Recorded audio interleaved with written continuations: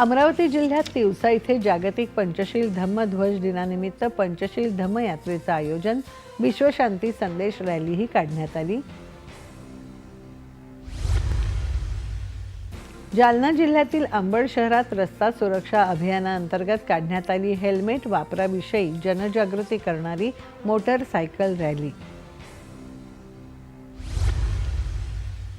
ग्रामीण अर्थव्यवस्था सक्षम करण्यासाठी गावातल्या विकास सहकारी सोसायट्या सक्षम करणं गरजेचं असल्याचं केंद्रीय सहकार राज्यमंत्री मुरलीधर मोहोळ यांनी व्यक्त केलं मत। रायगड जिल्ह्यात पनवेल शहरातल्या महाराष्ट्र भूषण डॉक्टर नानासाहेब धर्माधिकारी उपजिल्हा रुग्णालयात पालिकेतर्फे राबवण्यात आली सखोल स्वच्छता मोहीम।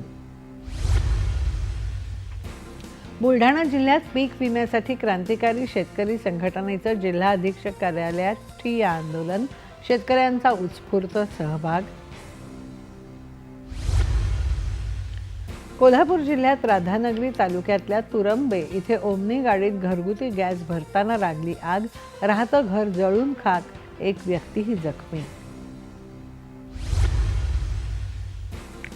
वर्धा जिल्ह्यातील अलीपूर इथे विश्व हिंदू परिषद बजरंग दल आयोजित राज्यस्तरीय वर्धा जिल्हा केसरी पुरुष महिला गटाच्या कुस्ती स्पर्धेचा उद्घाटन सोहळा उत्साहात संपन्न। जळगाव शहरात MIDC भागातल्या मारुती सुझुकी शोरूमला शॉक सर्किटमुळे लागली आग, शोरूमचं कोट्यवधींचं नुकसान।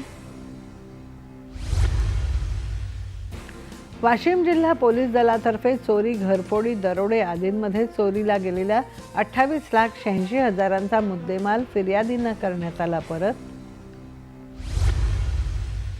नागपूरच्या सायबर पोलिसांनी नागरिकांचे चोरीला गेलेले हरवलेले मोबाईल हस्तगत करून मूळ मालकांना केले सुपूर्द।